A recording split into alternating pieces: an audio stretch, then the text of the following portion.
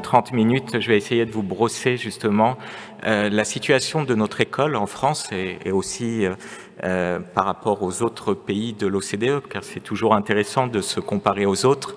Et puis, ça nous aide à penser à l'école de demain aussi, parce que l'enjeu, c'est pas de tomber dans la fatalité, dans un fataliste, c'est se dire que même si on a des faiblesses que je vais vous présenter, il est toujours possible de s'améliorer et d'avoir une école qui permette à tous les enfants, quelles que soient leurs origines, de s'y épanouir et de réussir leur scolarité.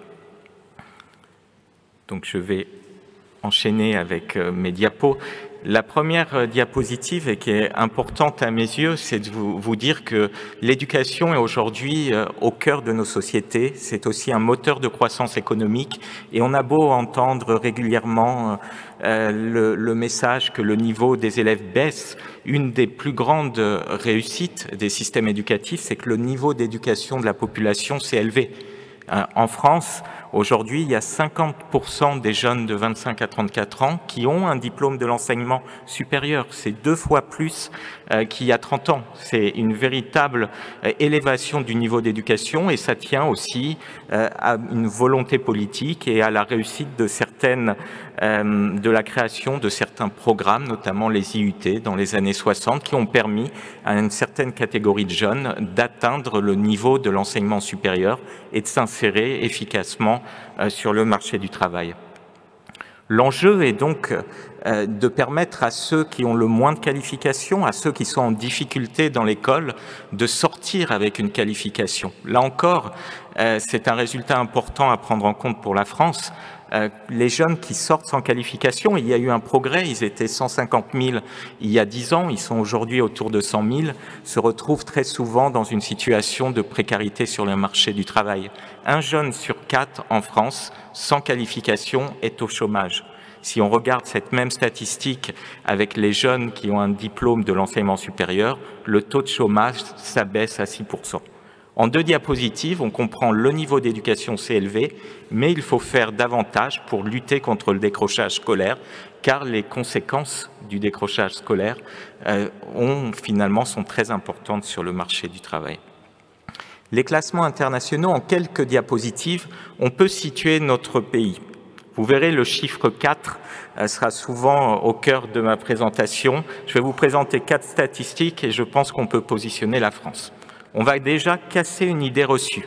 La performance moyenne des élèves français dans les études PISA, donc PISA évalue les élèves de 15 ans en compréhension de l'écrit, mathématiques et sciences, la France est dans la moyenne des pays de l'OCDE. La France n'est pas en dernière position, la France n'a pas le pire système d'éducation des pays de l'OCDE. Elle est dans la moyenne en compréhension de l'écrit, elle est dans cette même moyenne en mathématiques, en sciences, et quelque part, c'est quelque chose qu'on dit depuis la première étude PISA en 2000. J'ai commencé la communication en 2000 sur les études PISA. Finalement, mon discours est bien rodé. Je dis la France a un système d'éducation moyen et c'est certes décevant par rapport à l'image qu'on peut avoir de notre école, mais il n'y a pas à crier au catastrophisme. Point d'alerte, malgré tout, les performances de nos élèves, et notamment sur les mathématiques, sont en baisse depuis une quinzaine d'années. On a pu le voir dans les études PISA et sont particulièrement préoccupantes en CM1. Donc ça veut dire que dans l'école élémentaire, la façon dont on travaille avec les élèves, la façon dont ils débutent leur apprentissage des mathématiques crée certaines difficultés et crée déjà certaines inégalités. Ce qu'on voit également dans ces statistiques, c'est que souvent, les enseignants qui travaillent dans les écoles élémentaires en France sont particulièrement inquiets et se sentent complexés pour enseigner les mathématiques à des élèves en difficulté. On comprend là qu'on a peut-être raté quelque chose dans la formation de nos enseignants et qui explique en partie ces résultats. Les inégalités scolaires, donc deuxième statistique. C'est finalement la diapositive la plus importante car elle nous dit beaucoup de choses. Plus on est vers le haut, plus on est performant. Donc on voit la France proche de la moyenne des pays de l'OCDE. Plus on est sur la gauche, plus on est inégalitaire. C'est-à-dire que quand on vient d'un milieu défavorisé, on a moins de chances dans les pays qui sont sur la gauche de réussir dans les systèmes éducatifs. La France a donc un système d'éducation moyen, mais des inégalités qui sont particulièrement importantes.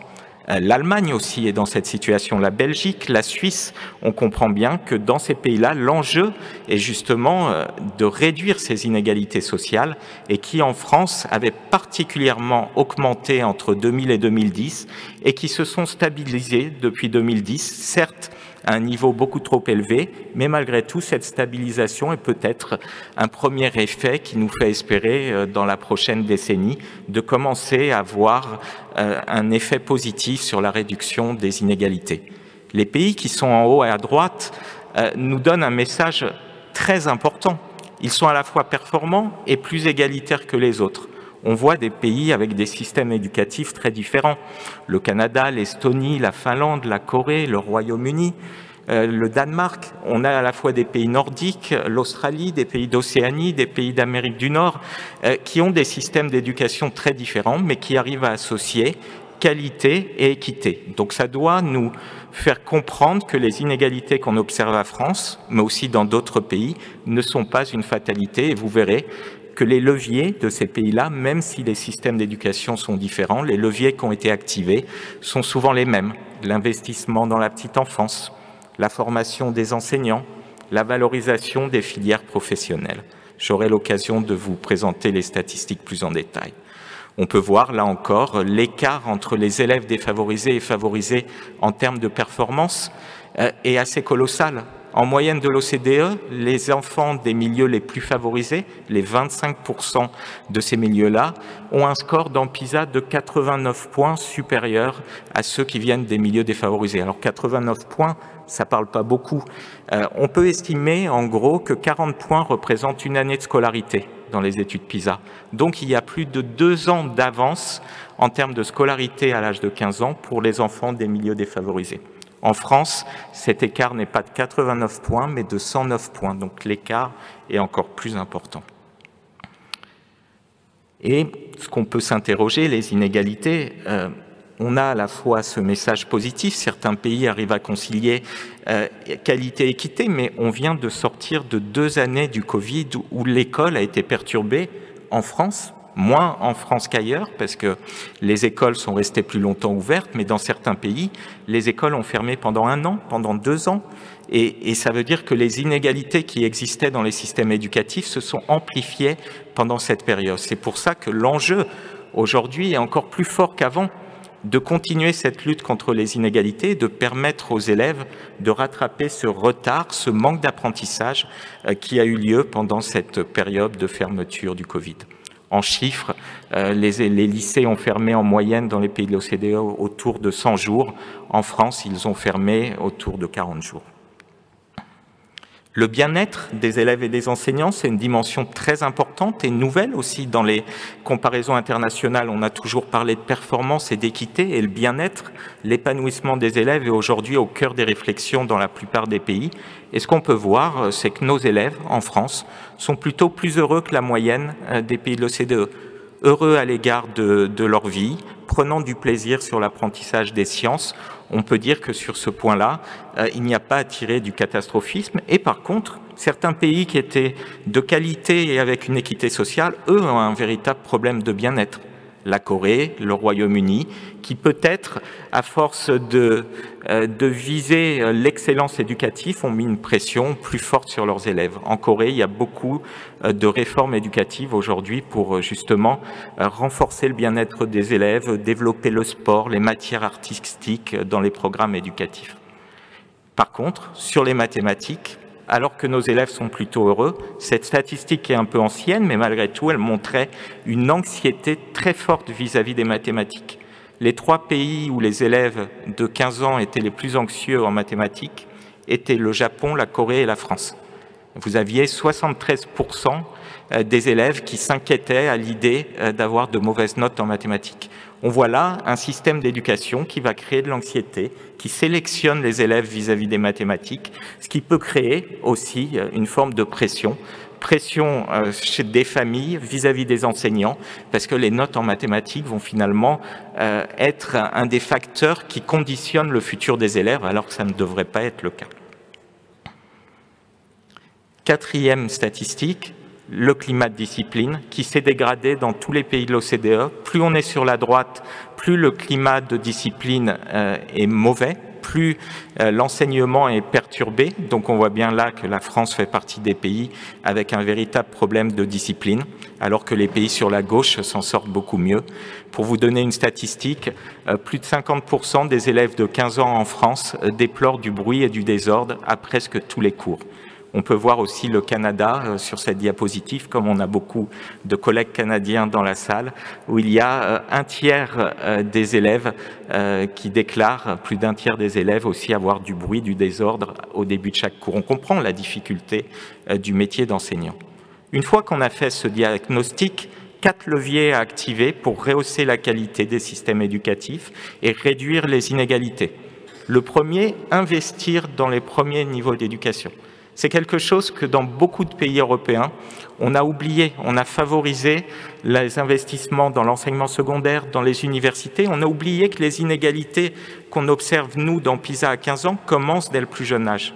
Un exemple sur la France, l'investissement dans nos écoles élémentaires est 9% inférieur à la moyenne des pays de l'OCDE. L'investissement dans nos lycées est supérieur à 30% à cette moyenne des pays de l'OCDE.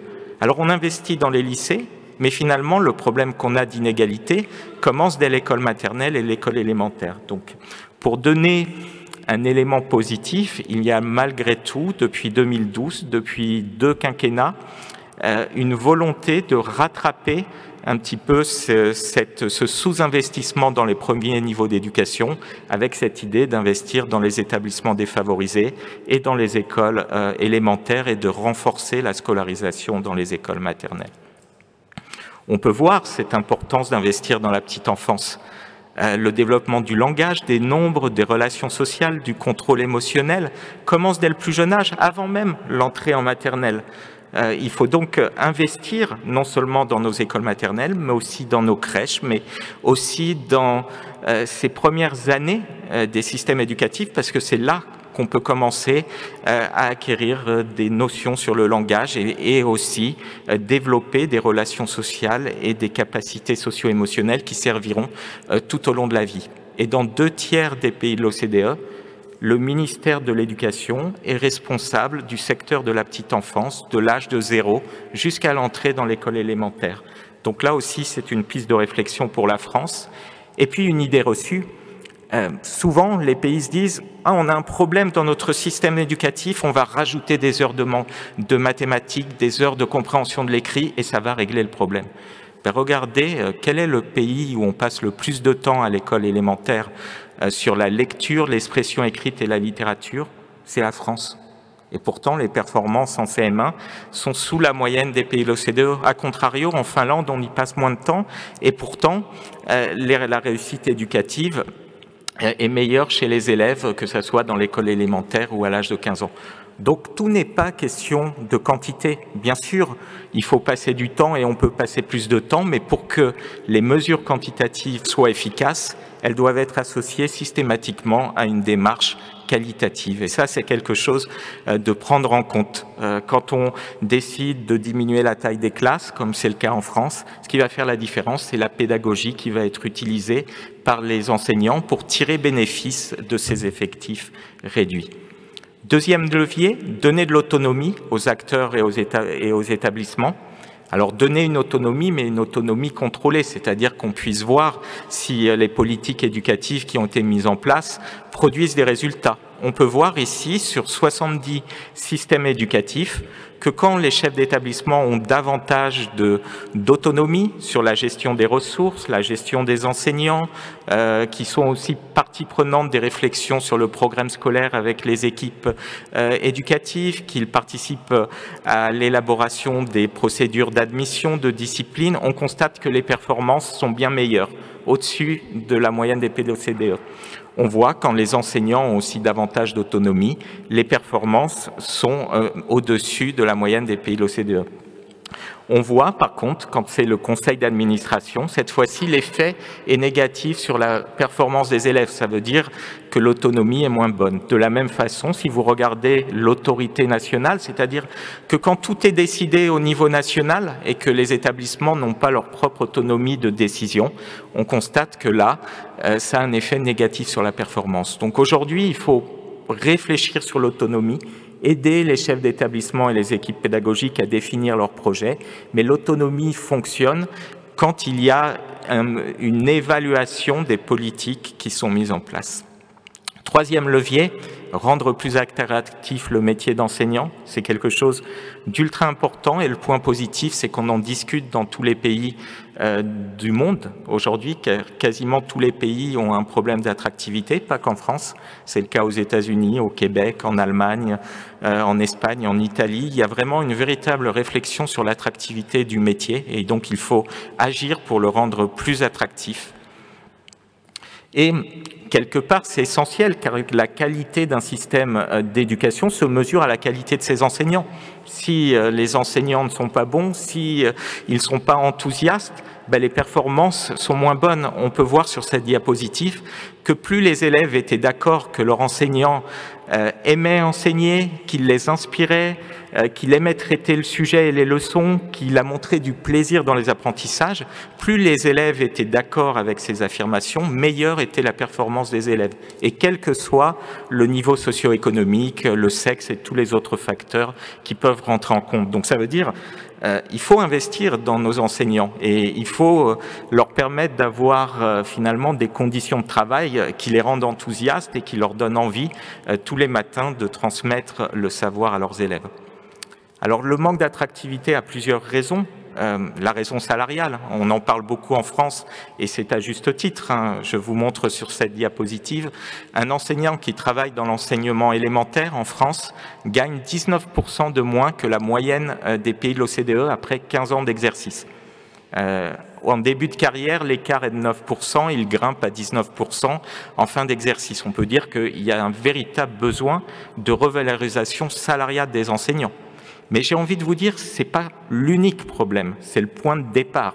Il faut revaloriser les enseignants, mais sur cette diapositive, vous voyez qu'en Allemagne, les enseignants gagnent 2 fois plus qu'en France, et pourtant, l'Allemagne vit la crise d'attractivité, de manque d'attractivité la plus forte qu'elle ait jamais connue de son histoire.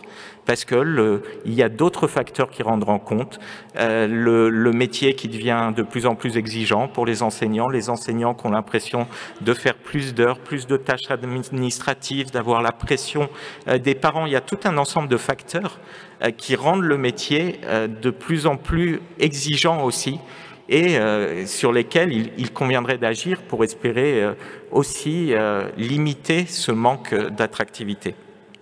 Donc les leviers, le salaire, la formation initiale, qui est parfois déconnectée de la réalité du métier.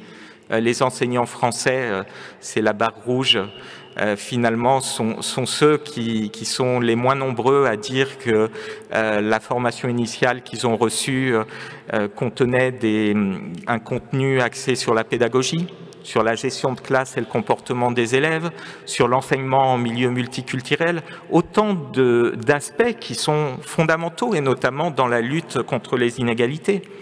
Une statistique sur la gestion de classe, seulement 22% des enseignants qui débutaient se sentaient préparés lors de leur premier emploi, lors des premières années d'enseignement. Donc là, on a raté quelque chose sur la formation initiale. Sur la formation continue, il y a beaucoup à faire aussi.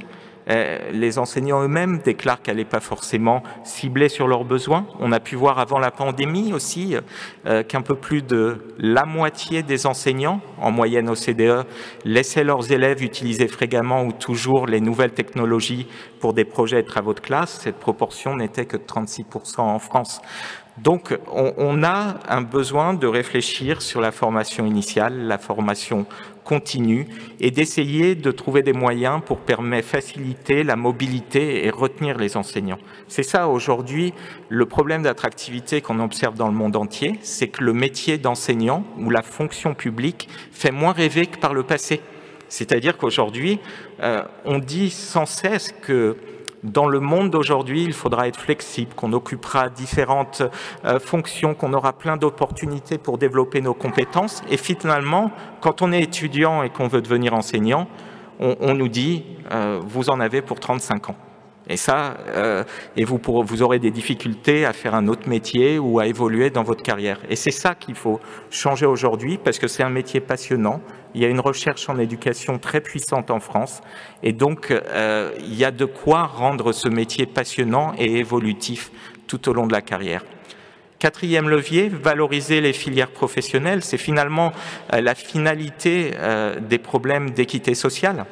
Quand on regarde les jeunes qui entrent dans une filière professionnelle et qu'on regarde le niveau d'éducation de leurs parents, on constate en France qu'il y a seulement 13% des enfants scolarisés dans les filières professionnelles dans le secondaire qui ont des parents qui ont atteint le niveau de l'enseignement supérieur.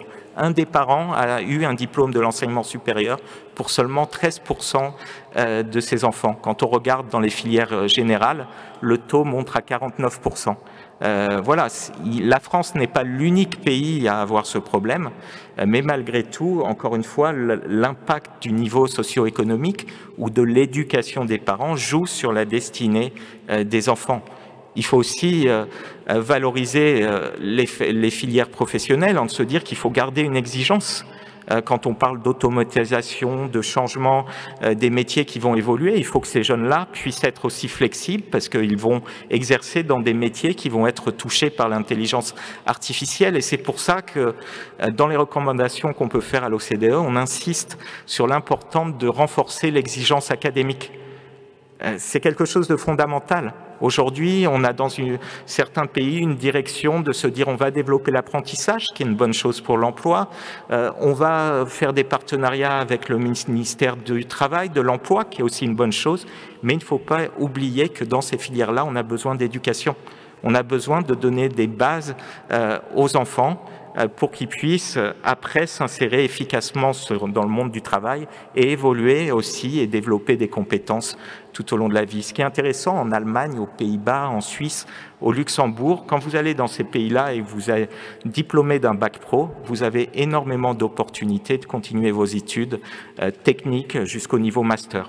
Voilà. En France, c'est plus compliqué aujourd'hui, quand on a un bac pro, de poursuivre ses études. À l'université, c'est quasiment impossible.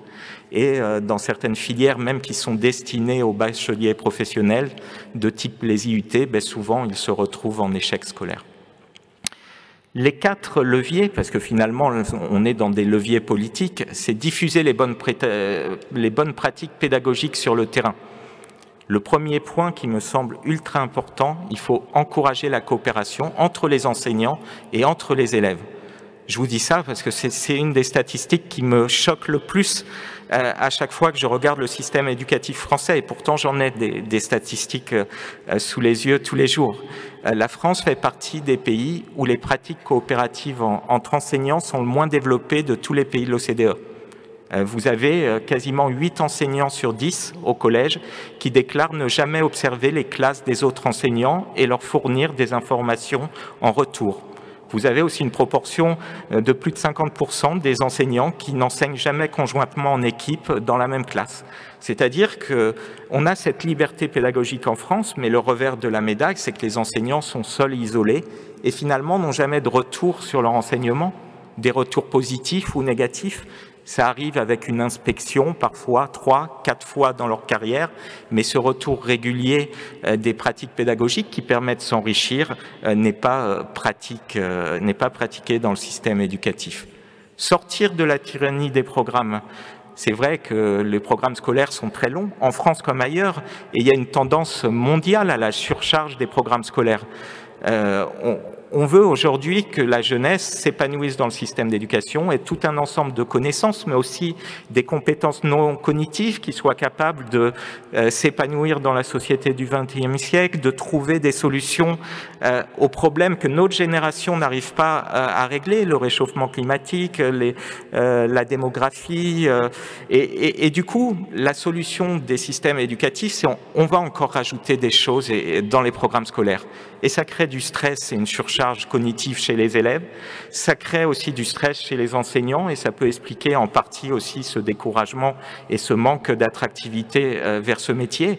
Aujourd'hui, il faut vraiment avoir une réflexion sur le contenu des programmes scolaires pour les concentrer sur l'essentiel et pour donner du temps aux élèves pour pouvoir justement s'approprier les programmes et comprendre comment ces programmes vont leur être utiles dans la vie. Et ça me semble être un point vraiment important et une alerte que nous faisons à l'OCDE sur le contenu des programmes scolaires.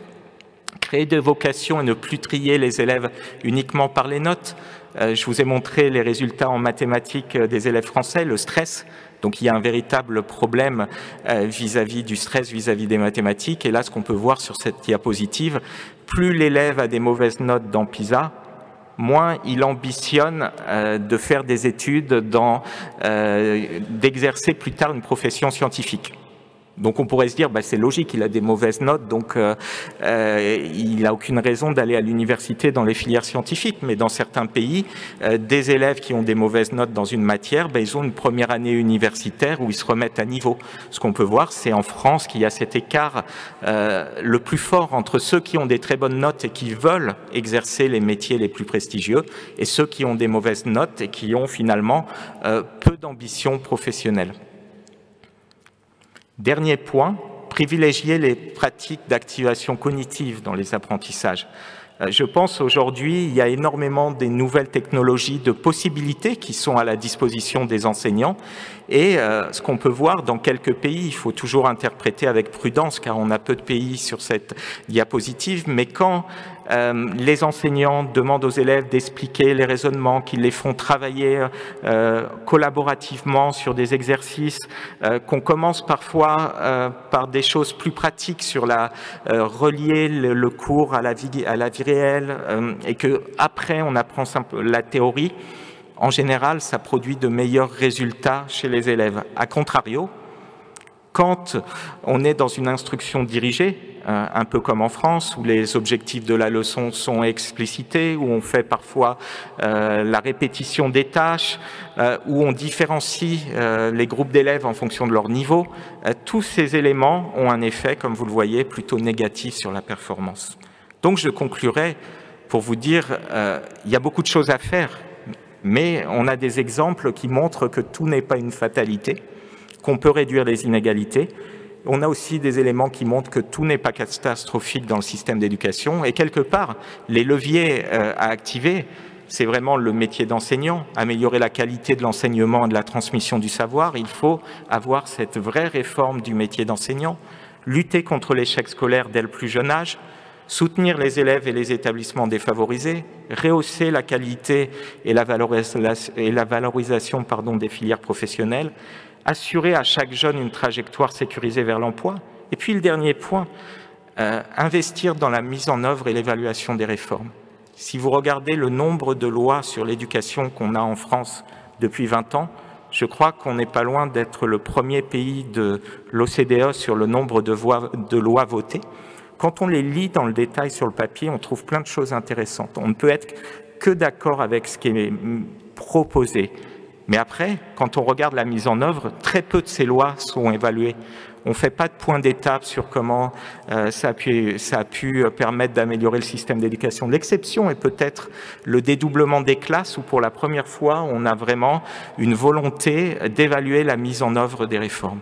Donc je crois que pour imaginer une école de demain où les élèves seront performants, où il y aura de l'équité, où ils s'épanouiront dans le système d'éducation, il faut vraiment qu'on change nos prismes et que nos politiques comprennent que quand la loi est votée, ce n'est pas la fin du travail, c'est vraiment le début de quelque chose et c'est presque le plus dur qui commence, car la mise en œuvre est la clé et la réussite d'une réforme éducative. Je vous remercie.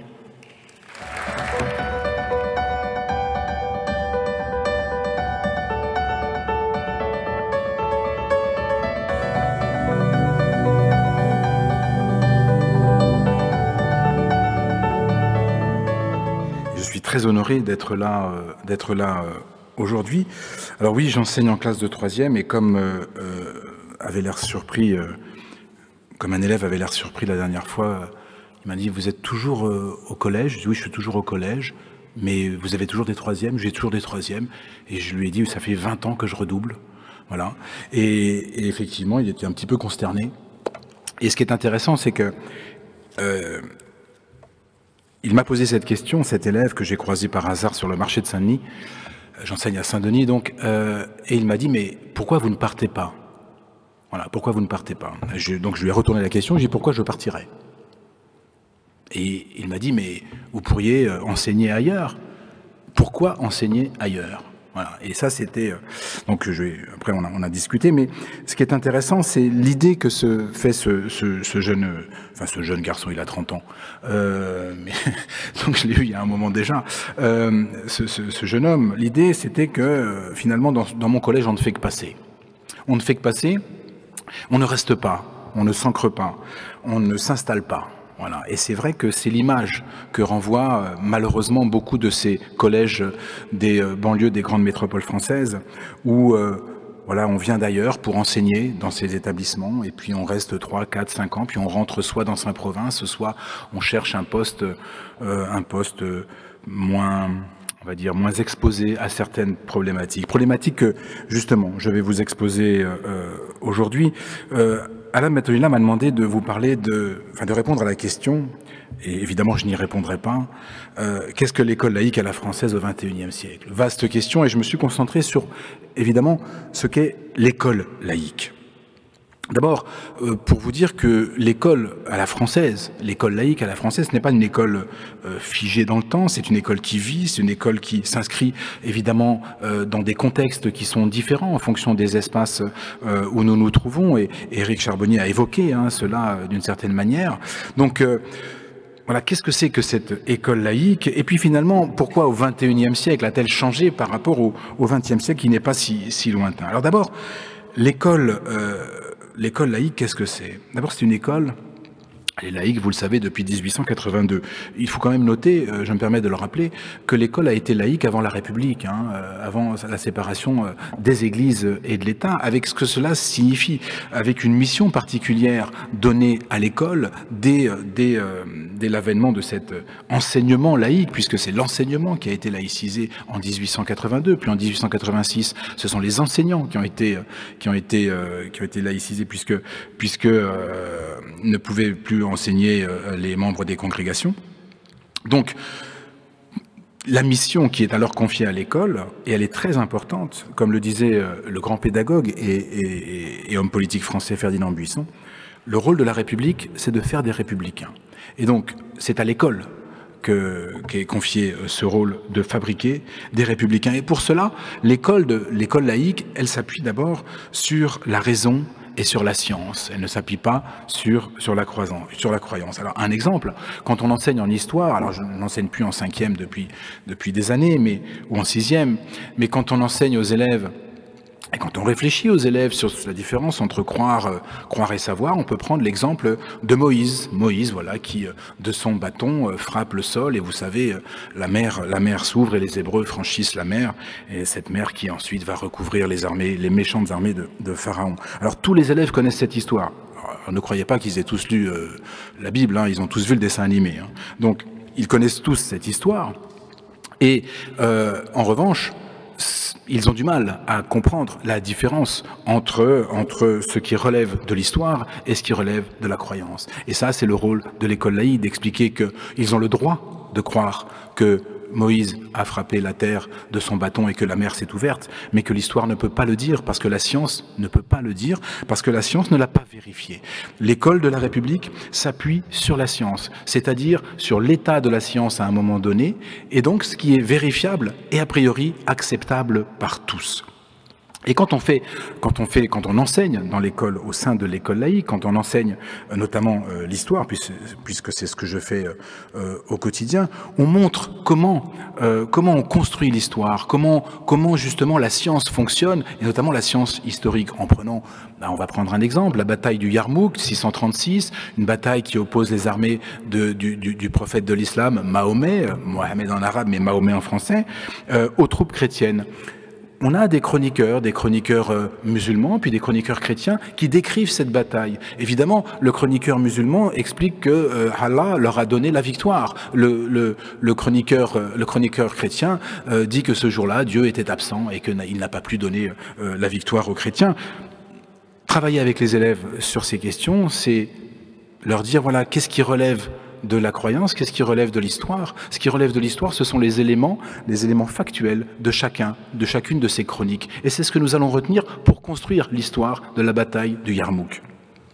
Donc une école qui s'appuie sur la raison et sur la science. Une école aussi, et c'est ce que voulait dire Ferdinand Buisson, une école qui a pour rôle de fabriquer des citoyens. On a beaucoup tendance, et je le vois aussi moi en discutant avec des parents d'élèves, et du fait des remarques de certains parents d'élèves, mais pas uniquement de parents d'élèves, que l'école est d'abord vue comme un lieu qui va permettre une formation, de former les élèves, et donc de leur offrir un avenir professionnel. Mais l'école de la République, ce n'est pas que cela. L'école de la République, elle a aussi pour mission de former des citoyens. De former des citoyens et de leur donner le sens de l'intérêt général. L'école, elle est aussi là pour nous aider à faire, ce sont des expressions à la mode aujourd'hui, hein, faire société. Faire société, je préfère faire société que vivre ensemble, parce que à partir du moment où on parle de vivre ensemble, c'est que j'ai l'impression qu'on n'y arrive plus, et donc du coup on essaye de se rassurer en disant on va vivre ensemble. Voilà. Non, on essaye de faire société, voire de faire nation. Et nation, ce n'est pas c'est pas un vilain mot, hein, nation. Hein. La nation, c'est l'ensemble formé par les citoyens. Donc faire nation, c'est ça le rôle de l'école. Et de fait, comment y parvenir? Eh bien, justement, la laïcité, l'école laïque est là pour ça. La laïcité, elle a été pensée par ces pères de l'école républicaine, de la Troisième République, comme faisant de l'école un espace de respiration. Un espace de respiration par rapport à ce qui nous détermine en premier lieu. Nous sommes tous déterminés, vous et moi, nous tous ici, par nos identités familiales. Et je dis identité au pluriel à dessein. Nos identités familiales, ce qui nous détermine en termes économiques, en termes sociaux, en termes culturels et bien sûr en termes religieux. L'école, elle est là, l'école de la République, est là pour vous permettre une respiration par rapport à ces déterminismes, pour vous permettre de vous détacher de ce que vous êtes de prime abord. Quand on arrive à l'école, on y vient pour s'élever, on y vient pour apprendre, et donc s'élever, d'où le mot élève. On n'est plus l'enfant de ses parents, on devient un élève. Et parce qu'on n'est plus l'enfant de ses parents et qu'on devient un élève, eh bien, on se met en situation de s'élever d'abord intellectuellement, et d'aller vers la compréhension de ce qu'est l'intérêt général et de ce qu'est faire société. Et par rapport à ce qui nous détermine, par exemple, en termes religieux, c'est mettre à distance juste le temps de l'école, et juste le temps de l'école. Mettre à distance ce qui nous détermine en termes religieux, c'est-à-dire notre sensibilité première, en acceptant ce que nous dit l'école, même si nous n'adhérons pas à ce que dit l'école. Parce que l'école, et ça c'est important de le dire, l'école ne demande pas l'adhésion.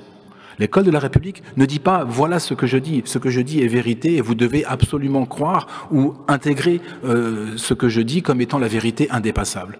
L'école ne dit pas cela. L'école ne demande pas l'adhésion, elle propose. Elle propose en s'appuyant sur la science, en s'appuyant sur la rationalité, donc sur la raison, mais elle ne fait que proposer. Et chaque enfant dispose. Il dispose de 3 ans à 18 ans, enfin 16 ans, l'école obligatoire, mais aujourd'hui beaucoup d'enfants vont bien au-delà de 16 ans. Et donc elle propose, est libre à chaque enfant de France de disposer. C'est-à-dire que quand il fait des choix à l'issue de sa scolarité, il fait des choix, cette fois, en connaissance de cause. Il a passé sa scolarité à s'ouvrir, à découvrir, à entendre des choses qu'il n'aurait jamais entendues chez lui, parce que chez lui cela n'existe pas, parce que ce sont des choses dont on ne parle pas, ce sont des choses que l'on ne connaît pas, ou ce sont des choses que l'on ne lit pas. Eh bien, le temps de l'école, il a pu découvrir tout cela, et à la fin de sa scolarité, il doit être en mesure de décider par lui-même. L'école, elle propose l'émancipation. Elle propose l'émancipation. Elle n'oblige pas à l'émancipation. Personne ne va tirer l'oreille d'un enfant en disant « tu vas t'émanciper hein, », évidemment. Mais elle est là pour proposer cette émancipation. Et si il y a des gens qui reviennent, des jeunes qui reviennent à leur identité première, celle qu'ils avaient quand ils sont entrés à l'école, celle qu'on leur a imposée en réalité à leur entrée dans leur famille à l'âge de 3 ans, et qu'ils veulent y revenir à 18 ans, on va considérer qu'ils le font en connaissance de cause. Ils ont passé 15 ans au minimum sur les bancs de l'école.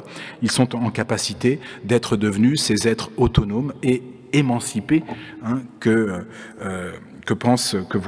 fait l'école. Cette école, c'est donc une fabrique de citoyens. C'est une fabrique de citoyens, et vous savez, dans un discours du 31, je crois que c'est le 31 juillet 1904, si ma mémoire ne me fait pas défaut, Jean Jaurès, dans un discours à Castres, disait « démocratie et laïcité sont identiques ». Voilà, il disait cela, Jean Jaurès. Alors pourquoi Jean Jaurès disait-il cela? Parce que la démocratie a besoin de citoyens éclairés. Et la laïcité, c'est ce qui permet la construction de citoyens éclairés, en dehors de ce qui les détermine en premier lieu. C'est cela que voulait dire Jean Jaurès. Et donc, de manière à ce que cette école laïque du XXIe siècle reste l'école voulue par les républicains, parce que je crois que Ferdinand Buisson et les autres avaient raison, je crois que cette école est là pour mission de construire, de fabriquer des républicains. Eh bien, pour reprendre le mot de Jean Zay était, vous le savez, ministre, il avait un très beau titre, il était ministre de l'Instruction publique et des Beaux-Arts dans le cadre du gouvernement de Front Populaire de Léon Blum. Et Jean Zay, dans une circulaire du 31 décembre 1936, a eu cette phrase magnifique qui disait que les écoles doivent rester l'asile inviolable où les querelles des hommes ne pénètrent pas. Où les querelles des hommes ne pénètrent pas. Il faut bien sûr réinscrire cette phrase de Jean Zay, de cette circulaire du 31 décembre 1936, toujours en vigueur, hein, cette circulaire, dans le contexte de l'époque, hein, cette montée de l'extrême droite, cette montée des périls que nous connaissons dans les années 30, bien sûr. Mais elle a une actualité, hein, cette circulaire de Jean Zay. Et donc, la laïcité, l'école laïque, c'est justement préserver, faire respirer les jeunes le temps de l'école et les soustraire à ces querelles des hommes. Alors, quelle différence entre l'école laïque du XXe siècle, pas du 20e arrondissement, hein, du XXe siècle, et l'école du XXIe siècle. J'étais, moi, élève dans l'école publique, laïque du XXe siècle, et comme le disait Mona Ozouf, la grande historienne Mona Ozouf, dans un livre en 1982, elle disait « La querelle de l'école laïque est derrière nous ». Voilà, tout cela a été intégré par tout le monde, plus personne ne remet en cause la question laïque, enfin l'école laïque et la laïcité. C'était en 1982, et je trouve que c'est très intéressant. 1989, c'est l'affaire de Creil, que tout le monde ici connaît, hein, ces deux jeunes filles qui, portant foulard, ne sont plus admises dans le collège Gabriel Avez de Creil. C'est l'émergence d'une nouvelle question qui touche l'école de la République, c'est la présence affichée de pratiques religieuses, musulmanes en l'occurrence, qui vont bousculer l'école publique. Donc, si en 1982, Mona Ozouf pouvait dire « la question de la laïcité est réglée », nous savons aujourd'hui que ce n'est pas le cas. De fait, en même temps que la montée de cette pratique religieuse plus marquée hein, dans certains quartiers, on voit aujourd'hui très clairement une affirmation dans une partie importante de la jeunesse, d'une manière de penser qui s'éloigne justement de cette construction du commun républicain, avec l'idée, pour reprendre le slogan d'une grande marque de fast-food, l'idée qui serait « venez comme vous êtes ». Venez comme vous êtes, c'est-à-dire l'intérêt particulier primerait ou prime sur l'intérêt général. Donc on ne se défait pas, on ne se défait absolument de rien de ce que nous sommes, et nous arrivons entiers, notamment à l'école. C'est le philosophe Jean-Claude Michéa qui dit que pour faire République, il faut se défaire un peu de soi. Eh bien, dans une partie de la jeunesse aujourd'hui, il n'est plus question de se défaire un peu de soi. On est comme on est et on doit être pris comme on est. Ce qui explique par exemple aujourd'hui que 52%, c'est un sondage fait par l'IFOP pour le journal de la LICRA qui s'appelle Le droit de vivre, mars 2021, 52% des jeunes de 18 à 24 ans sont favorables au port de signes religieux par les jeunes dans l'enceinte scolaire, 52%. Ils sont un peu moins nombreux, mais c'est 45% qui sont favorables au port de signes religieux par des fonctionnaires de la République. Donc il y a là un décalage certain entre d'abord les lois de la République, mais également la manière dont la République française se pense et pense son système d'école laïque. La laïcité est mal connue. Je vais y revenir ensuite, mais la laïcité est mal connue, mal comprise, et notamment par les jeunes, et je dirai pourquoi.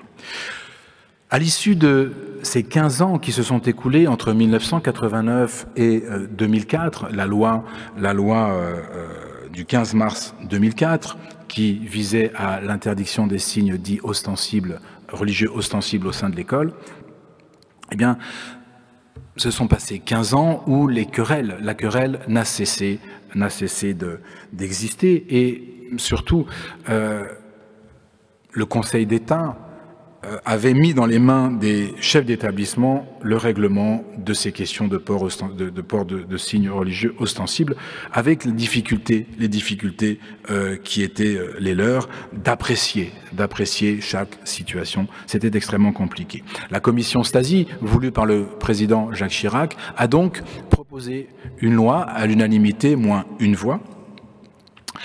Cette loi de 2004, elle est intéressante parce qu'elle nous a montré, alors je dirais qu'elle nous a montré jusqu'à aujourd'hui, ou jusqu'à l'année dernière, pour être plus précis, qu'elle était une réelle loi d'apaisement. Puisque à partir du 15 mars 2004, et la circulaire qui a suivi, de mise en application du 18 mai 2004, eh bien les situations se sont apaisées dans les établissements scolaires. Le dialogue s'est toujours fait, et les étudiantes, pour la plupart, se pliaient à la loi à l'issue du dialogue. Donc c'était une vraie loi d'apaisement, et elle a été saluée par les enseignants, qui n'étaient que 76% d'ailleurs en 2004 à soutenir la loi, et qui sont 94% aujourd'hui. Donc il y a là quelque chose que nous disent ces sondages. Et puis aujourd'hui, eh bien, nous nous retrouvons dans une situation un peu plus compliquée. Un peu plus compliquée depuis un an. En réalité, nous avons vu surgir, et c'est le cas dans la ville où j'enseigne, nous avons vu surgir, en fait c'est un peu plus vieux que cela, mais en tout cas dans les statistiques ministérielles qui nous sont livrées maintenant tous les mois, enfin qui ne sont pas des statistiques d'ailleurs, qui sont juste des chiffres déclaratifs, qui nous sont livrés tous les mois, l'arrivée de nouvelles tenues, qui marquent une appartenance religieuse, voire une pratique cultuelle, et qui mettent en difficulté l'institution scolaire. Alors, je ne vais pas m'appesantir là-dessus, mais ce que l'on constate en fait, et cela depuis une vingtaine d'années, c'est la montée notamment dans certains quartiers et dans certaines classes, de revendications et de contestations d'enseignement qui, au nom de croyances, au nom de pratiques religieuses ou au nom simplement de religion, vont s'opposer au discours enseignant qui, je le rappelle, s'appuie sur la raison et sur la science. C'est le cas en histoire, par exemple. Ça peut être le cas en SVT, en sciences et vie de la Terre, où, comme me le disait, elle me disait, des élèves l'an dernier me disaient, je faisais un cours sur la laïcité, et je posais la question, est-ce qu'un enseignant a le droit, peut, dans le cadre de son cours, vous enseigner, je ne sais plus ce que c'était, la théorie de l'évolution, voilà, et puis dire, voilà, mais il y a d'autres façons de penser que... les élèves me disaient, mais vous savez, monsieur, nous, la prof, on l'aime bien, donc on écoute ce qu'elle dit sur la théorie de l'évolution. On n'y croit pas, mais on l'écoute. Voilà. Mais alors vous faites comment à l'évaluation? Bah, on met ce qu'elle a envie qu'on mette. D'accord. Et donc le fait que la science dise cela, ah mais nous on n'y croit pas. C'est très intéressant parce que ces élèves ont tout à fait le droit, hein, d'un point de vue laïque, de ne pas adhérer à ce que dit l'enseignante sur la théorie de l'évolution ou sur la création du monde ou que sais-je encore. Mais cela montre aussi que, eh bien, des élèves restent sur leur position religieuse, qu'ils ou elles n'adhèrent pas à ce que propose l'école. Et encore une fois, c'est leur droit le plus strict. Et quand ça se passe comme ça, on va dire que ça se passe bien. Mais il y a parfois des moments ou des espaces où ça se passe de manière un peu plus difficile, où la contestation, où certains élèves ne supportent pas. Parce que, comme le disent les sociologues Olivier Galland et Anne Muxel, certains sont dans une vision de type absolutiste. Absolutiste, c'est-à-dire, pour ces deux sociologues, indépassable, en fait. Leur manière de voir le monde est indépassable. Et ils ne supportent pas la remise en cause ou la remise en question par la science de leur manière de voir le monde. Et là, il peut y avoir confrontation. Et on sait par les différentes études qui sont faites, notamment par l'IFOP et la Fondation Jean Jaurès, une grande étude qui a été faite en décembre 2020, 2 mois après l'assassinat de Samuel Paty, que les contestations à l'école, les contestations du fait de prise de position religieuse par certains élèves, eh bien, sont en nette augmentation, à tel point qu'aujourd'hui, on estime à peu près à 1/4 le nombre d'enseignants qui s'autocensurent plusieurs fois par an sur des questions de religieuses ou pour des raisons religieuses, c'est-à-dire pas parce que eux seraient porteurs de raisons de croyances religieuses, mais pour ne pas avoir à affronter des élèves qui, eux, seraient dans des postures ou des discours religieux. 1 sur 4. Un sondage de l'IFOP va sortir le 9 décembre. Alors, il se trouve que je l'ai eu, mais je ne peux pas le livrer parce qu'il est, comme on dit, sous embargo. Donc, je dirais simplement que la tendance va en s'aggravant. Voilà, le sondage sortira le 9 décembre. Donc, la conséquence de ce poids du religieux plus important, encore une fois, dans certains quartiers, encore une fois, dans certaines classes, et absolument pas partout, il ne faut pas le généraliser, pousse les enseignants à s'auto-censurer. Évidemment, quand on regarde les résultats de ces enquêtes, plus souvent dans les réseaux d'éducation, dans les établissements situés en réseau d'éducation prioritaire que dans les autres. Alors, cette école, elle est donc fragilisée aujourd'hui en partie.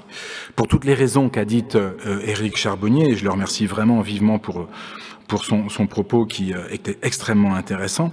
Fragilisée d'abord parce que beaucoup d'enseignants manquent de formation, manquent de temps de formation sur les questions que je viens d'aborder. La laïcité est mal maîtrisée, elle est mal connue. Je suis devenu fonctionnaire de la République il y a de cela très longtemps maintenant. On m'a dit, au détour d'un petit discours de bienvenue, que j'étais fonctionnaire, sans me dire ce que cela voulait dire. Et puis on ne m'a jamais expliqué ce que voulait dire laïcité.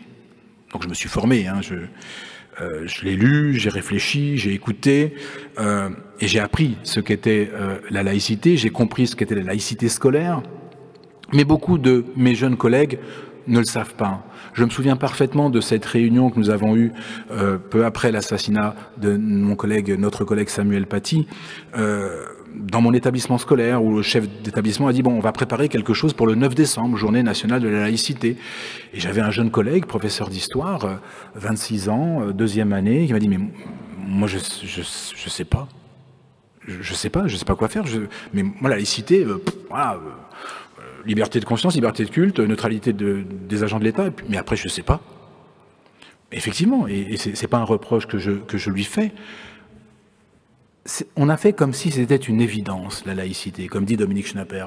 Pendant longtemps, on a pensé que la laïcité était une évidence, mais ça ne l'est plus du tout, et ça ne l'est pas. Et donc, il y a un manque de formation terrible. C'est-à-dire que, au-delà du fait que la laïcité, nous ne savons plus très bien ce que c'est, beaucoup d'enseignants, et plus parmi les jeunes, c'est vrai. Beaucoup d'enseignants n'ont pas nécessairement conscience qu'ils ont une mission républicaine. Et que derrière cette mission républicaine, leur enseignement et leur posture, leur rôle est un rôle politique, au sens noble du terme, hein, pas au sens politicien du terme. Parce qu'en fait, nous sommes face à ce que je considère être une dépolitisation de la fonction enseignante. Or, la fonction enseignante a une vraie fonction politique. Politique, hein, au sens de la polis grecque, c'est-à-dire de la construction de la société, de la construction, encore une fois, de la République. Il faut réoutiller les fonctionnaires de l'éducation nationale, leur expliquer à nouveau quelle est leur mission de construction, quelle est leur mission républicaine. Et puis, un autre problème qu'a soulevé Éric Charbonnier, qui me semble très important, c'est la fracturation. La fracturation de cette société, c'est peut-être en fait au déjeuner qu'on en a parlé, c'est pas là, mais c'était sur la question. Vous savez, l'éducation nationale a sorti il n'y a pas longtemps, était obligée de sortir, ce qu'on appelle l'indice de positionnement social, l'IPS. Je ne sais pas si vous savez ce que c'est, l'IPS, mais finalement, c'est le niveau social moyen de chaque établissement. Vous avez ça en ligne, hein, et c'est extrêmement intéressant à aller observer. Et vous allez voir les fractures de notre société qui se retrouvent dans l'école publique. Combien certains quartiers sont défavorisés, combien d'autres vivent avec une population favorisée. Alors on le sait, mais en même temps d'avoir les IPS, c'est tellement frappant que le pouvoir politique, les institutions publiques ne peuvent que s'en saisir, en tout cas faut-il l'espérer, pour justement remédier à cela, parce que l'absence de mixité sociale, nous le savons aujourd'hui très clairement, c'est l'absence de mixité culturelle en réalité. Dans mes classes, vous savez, je vais le dire autrement, l'an dernier est sorti un sondage de l'IFOP qui montrait, j'adore les sondages de l'IFOP, vous avez remarqué, qui montrait que 51% des Français ne croient pas en Dieu. Ah. Record battu, hein, dans le monde entier d'ailleurs, un record battu. C'est la première fois qu'on franchit la barre des 50%. Donc la sécularisation continue de progresser dans notre pays. Mais cette sécularisation, elle n'est pas uniforme, vous le pensez bien. Donc j'ai noté ce chiffre au tableau. 51% des Français ne croient pas en Dieu. Immense surprise de mes élèves, dans un premier temps. En disant, mais c'est pas possible. C'est pas possible, c'est pas vrai, monsieur. Regardez, ici, tout le monde croit. Alors, je dis sûrement, ça ne me regarde pas, mais vous avez le droit. Et puis un autre élève me dit, mais monsieur, en fait, 51% là, c'est les Français. Je dis, oui, c'est ce que je t'ai dit, c'est les Français. Non, mais c'est les Français. Les Français, ben, c'est-à-dire, c'est pas nous, quoi. Je dis, vous êtes Français, non? Oui, mais les Blancs, quoi. Alors là, on est rentré dans des considérations, vous imaginez même pas. Mais bon, je les connais, mes élèves, ça fait 25 ans que j'y suis, donc je sais très bien ce qu'ils voulaient dire, mais je le poussais, hein, cet élève, à expliquer, à expliciter ce que ça signifiait pour lui être français. C'est très compliqué. En tout cas, l'idée qu'il avait, cet élève, et les autres avec lui, hein, parce qu'il n'était pas seul, c'était qu'en fait, eux n'étaient pas concernés par ce sondage. Eux, ils croient, et ils croyaient, et ils croient tous. Ils croient tous. J'ai eu un élève quand même qui a dit moi je crois pas. Ouais, il n'a pas dit trop fort. Mais dans une autre classe, tout le monde croyait. Donc ça fait 1 sur 50, vous voyez. Donc on voit bien que quand une grande majorité des Français se sécularisent, une minorité, alors ça c'est pas moi qui le dis, hein, c'est Philippe Portier, le politiste, il dit une partie des Français réinvestit le religieux. En fait, moi je ne crois pas qu'il y ait un réinvestissement du religieux, je pense qu'il y a plus un retour à une pratique plus radicale. Donc, ce qui est un peu différent. Et donc, de fait, ce sont les publics scolaires qui sont les plus défavorisés aujourd'hui, qui sont le plus souvent très habités par ces questions religieuses.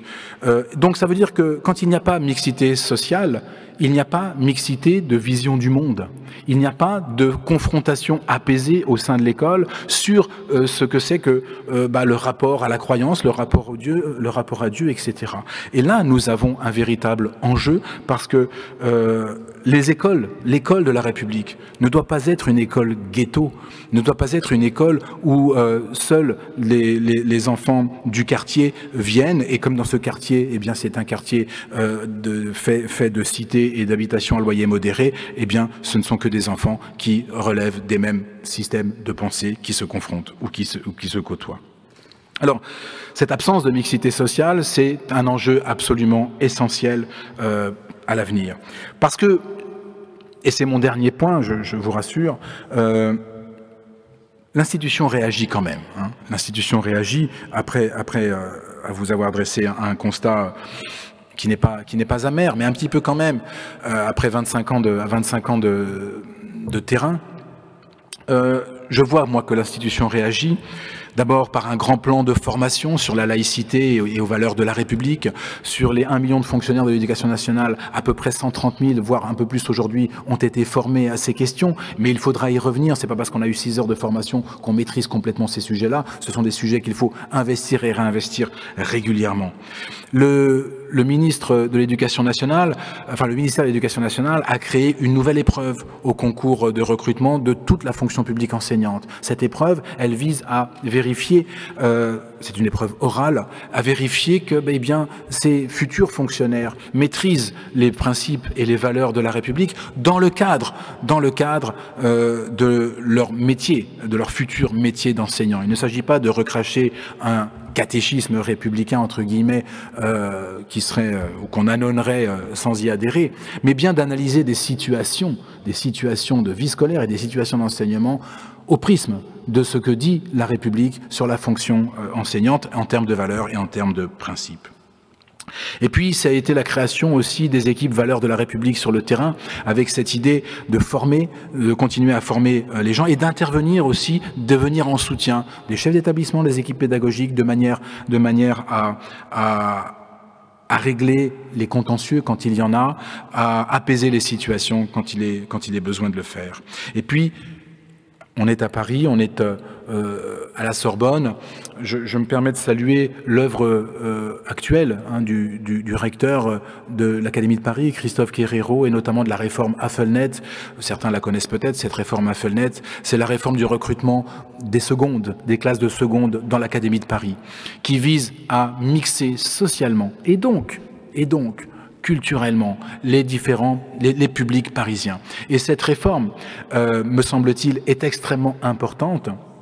C'est une réforme absolument nécessaire et qui me semble fonctionner. Il se trouve que j'ai une fille en classe de première, elle a été le premier contingent l'an dernier à connaître cette réforme, et ce qu'elle nous dit de son vécu quotidien, où elle confronte ses points de vue avec des élèves issus de différents quartiers qui ne pensent pas le monde de la même manière qu'elle, c'est un enrichissement pour elle, c'est un enrichissement pour ses amis, pour ceux et celles qui sont devenus ses amis. Et ça, je crois que c'est quelque chose de très important et qu'il faudra d'abord évaluer. Je ne sais pas, là je me tourne vers Éric Charbonnier, c'est lui le spécialiste, comment on évalue ces questions-là, mais aussi peut-être dupliquer dans la mesure du possible. D'autres réformes de ce type-là sont à l'œuvre. Je pense à celle voulue par le président du conseil départemental de la Haute-Garonne, Georges Méric à Toulouse, qui a carrément, lui, fait détruire un établissement scolaire de manière à le reconstruire, un collège, de manière à le reconstruire à l'extérieur d'une cité, pour avoir un autre recrutement, ou alors faire se déplacer des populations. Donc il y a des possibilités mais il faut y associer tout le monde, c'est-à-dire il faut y associer bien sûr les collectivités locales et l'État, mais également les parents d'élèves, et c'est pas le plus simple, les parents d'élèves, parce qu'on veut toujours ce qu'on pense être le meilleur pour nos enfants, c'est légitime, mais le meilleur n'est pas toujours ce que l'on pense nécessairement. Et puis pour terminer, sur la question de la laïcité, sur la question du soutien de l'institution aux équipes enseignantes. Le 9 novembre dernier, le ministre de l'Éducation nationale a édicté une circulaire importante sur le soutien notamment apporté par le ministère aux équipes enseignantes sur le terrain, qui rencontrent aujourd'hui des difficultés sur notamment la question des contestations ou de port de signes ostensibles religieux à l'école. Donc tout cela est extrêmement important. Tout cela demande réflexion, demande un travail de fond aussi, pour redonner à l'école de la République, à l'école laïque, son sens politique. Et son sens politique, je me permettrai de conclure là-dessus, son sens politique, le sens politique de l'école, c'est pour que nous puissions continuer à vivre en République et à construire du commun. Je vous remercie.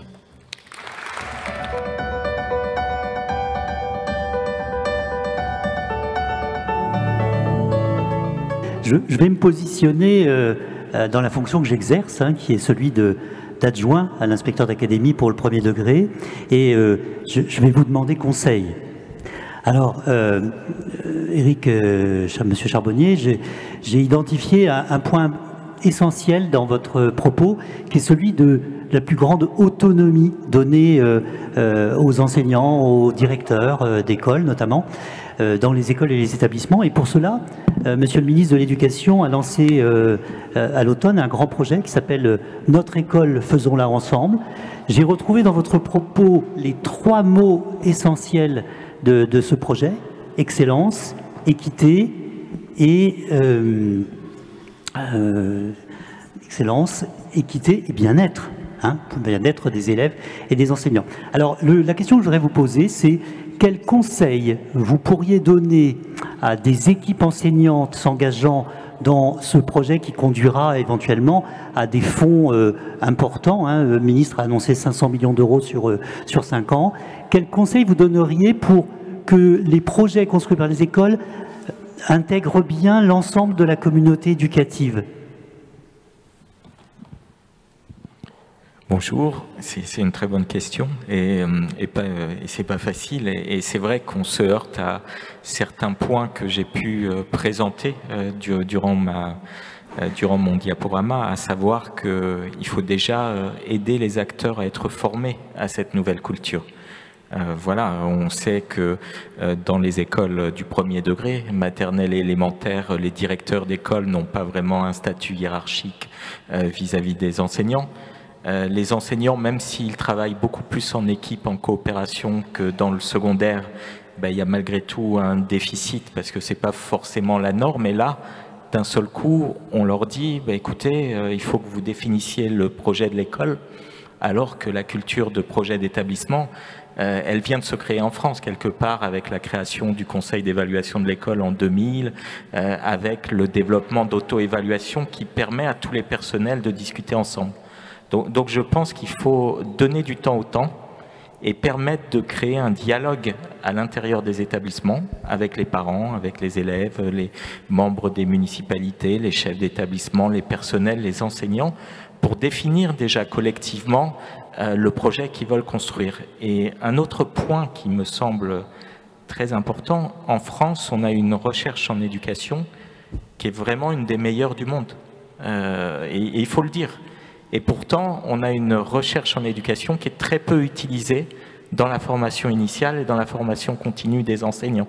Donc ça veut dire qu'il faut la rendre accessible pour justement que les enseignants aient une sorte de liste des projets innovants, des pédagogies qui marchent, qui puissent, une forme de catalogue sur lequel ils puissent choisir une méthode. Voilà, on veut se lancer dans ce genre de projet. On a vu que la recherche en éducation en France montre que ça marche, et pour aller dans une direction qui va les aider. Et le dernier point, une fois que le projet est commencé, il faut se dire, comme j'ai pu le dire à la fin, le plus dur commence. Il va falloir évaluer la progression. Est-ce que ça va conduire à la progression des élèves, un meilleur bien-être à l'intérieur des établissements? Il faut définir des objectifs, être capable de mesurer la progression, parce que parfois les progrès sont lents mais réguliers, et il faut surtout pas se décourager que dans 3-4 ans, il y a une progression continuelle, en continu dans les établissements.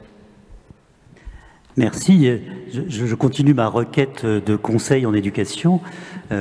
Monsieur Roder, vous nous avez, j'ai apprécié que vous brossiez un portrait en toute transparence de notre système éducatif en relation avec la question grave de la laïcité. Et j'ai retenu que vous sembliez dire que nos enseignants, nous tous, nous manquions de connaissances et de maîtrise de la notion de laïcité. Alors, on pourrait très rapidement dire que ça manque à la formation initiale, mais depuis 2 ans, les inspections académiques, les rectorats interviennent pour 33% dans la formation initiale des maîtres. Dans cette salle, il y a des directeurs d'écoles d'application, des conseillers pédagogiques, des maîtres formateurs, des inspecteurs qui interviennent dans la formation initiale. Quels conseils vous pourriez leur donner pour entrer dans cette formation à la laïcité pour les jeunes étudiants? Vaste question. C'est quoi la formule consacrée? C'est « je vous remercie de nous l'avoir posée », c'est ça? Bien. Alors, moi, ce que je crois, et ce n'est que mon avis, hein, il n'y a rien de prescriptif à ce que je dis, je crois qu'on a, encore une fois, oublié cette mission de l'école qui est de former des citoyens. C'est-à-dire bon, oublier c'est un peu fort, mais on l'a un peu trop mise de côté. Effectivement, la mission de l'école, c'est de fournir les outils intellectuels et cognitifs qui vont permettre à nos enfants de partout de réaliser leurs projets, de s'inscrire dans une vie professionnelle heureuse et épanouie. En tout cas, c'est ce qu'on leur souhaite. Et je crois que l'aspect, justement, qui vise à construire cet intérêt général, à construire du commun, à donner du sens aux enseignements que nous donnons, mais un sens citoyen, je crois qu'il a été un petit peu mis en veilleuse. Et je crois que c'est cela qu'il faudrait réactiver. Réactiver le sens de l'école de la République.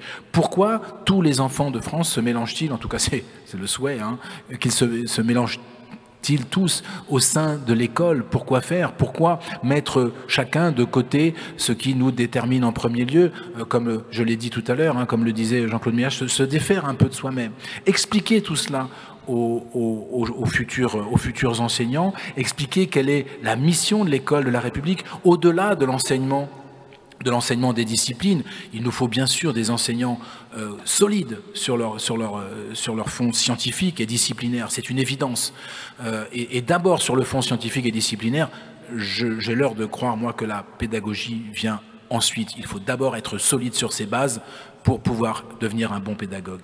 Et en même temps, faire prendre conscience que notre mission, c'est pas seulement d'enseigner les mathématiques, c'est pas seulement d'enseigner l'histoire ou géographie, c'est pas seulement d'enseigner l'anglais. C'est aussi de construire, d'aider à la construction citoyenne de chacun de ces enfants pour leur expliquer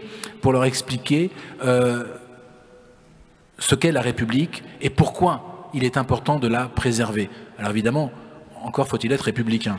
Mais il faut espérer que quand on devient fonctionnaire de la République, on est républicain. Alors, je reste avec M. Roder. En 2002, vous avez coécrit « Les territoires perdus de la République ». Vous nous avez dit que vous étiez enseignant depuis plusieurs décennies dans le 93, donc en milieu urbain. Peut-on transférer votre discours aux territoires ruraux qui sont légion dans notre métropole? Est-ce que les territoires ruraux peuvent être considérés comme des territoires perdus de la République? Alors, quand nous avions réfléchi au titre de ce petit bouquin, que je ne pensais pas, moi, qu'il ferait date comme ça, ce petit livre, c'était dans un café de la place de la République. On était deux, on réfléchissait et on a trouvé ce titre. Voilà. Bon, voilà, il a fait un petit peu... bon, voilà, il est resté. Mais on ne pensait pas, on pensait plutôt à des situations qui n'étaient pas géographiques, mais qui étaient plutôt politiques, on va dire. Maintenant, je ne pense pas qu'on puisse parler pour les espaces ruraux de territoires perdus de la République dans le même sens où nous l'avions pensé pour les territoires urbains, parce que nous l'avons pensé effectivement pour les territoires urbains. Néanmoins, je crois qu'il faut que nous ayons une vraie réflexion sur les territoires sur ces territoires ruraux qui sont en réalité en périphérie des centres, hein, et donc qui sont éloignés aussi au quotidien des possibilités qui sont offertes aux urbains. Alors, je vais prendre un exemple tout bête. Des élèves de 3e doivent faire un stage d'1 semaine, voilà, dans une entreprise, pour découvrir un métier, pour découvrir une sociabilité professionnelle. Quand on est dans un collège rural, les offres sont beaucoup moins nombreuses. Et il est beaucoup plus difficile de trouver ce type de stage. De la même manière que quand on veut faire un enseignement professionnel à l'issue de la troisième, les offres sont plus réduites et il est parfois difficile, tout le monde ne peut pas ou ne veut pas devenir interne. Donc il y a là des difficultés qui sont inhérentes aux milieux ruraux et qui sont parfois difficiles à vivre. De la même manière que quand on fait un enseignement professionnel en alternance, faut-il trouver une entreprise dans un rayon acceptable par rapport à son domicile. Tout cela, ce sont des difficultés, ce sont de réelles difficultés. Et bien sûr, à cela s'ajoute la difficulté de la mixité, puisque dans le rural aussi, la question de la mixité sociale et donc de la mixité culturelle se pose de la même manière. Et il me semble que dans le rural, elle est peut-être encore plus compliquée à gérer et à résoudre que dans le milieu urbain. Juste un mot sur ce sujet. Les taux d'illettrisme en France aujourd'hui sont plus inquiétants dans les friches rurales que dans les cités telles qu'on les connaît, les cités urbaines, les quartiers. Et tout simplement, peut-être aussi, certainement parce que dans les friches rurales, le désert culturel est encore plus accentué que dans les ghettos urbains. Et donc c'est vrai que ta question, Laurent, était une question tout à fait importante. Est-ce qu'on a, Éric, des données sur ces questions de ruralité et de centre urbain en dehors des simples questions de difficultés économiques et sociales, hein? Oui, c'est un sujet sur lequel on travaille à l'OCDE parce qu'il y a une fracture entre les zones urbaines et rurales qui a augmenté. Faut dire aussi que la labellisation REP et REP+, qu'on utilise en France, on l'utilise très peu ailleurs. On n'a pas cette distinction, on distingue en fonction des territoires, mais pas en fonction des zones défavorisées comme on le fait en France. Et puis, il y a beaucoup de politiques aussi qui ont été mises en place en Estonie, par exemple, qui est un pays que j'ai présenté, qui s'en sort bien dans son système éducatif. Les enseignants qui vont travailler dans les zones rurales vont avoir un salaire un tiers supérieur aux autres enseignants. Donc on fait aussi des politiques pour les enfants défavorisés, mais aussi pour les zones rurales et les zones défavorisées. C'est vrai qu'en France, on a tendance à oublier un peu les zones rurales dans nos réflexions.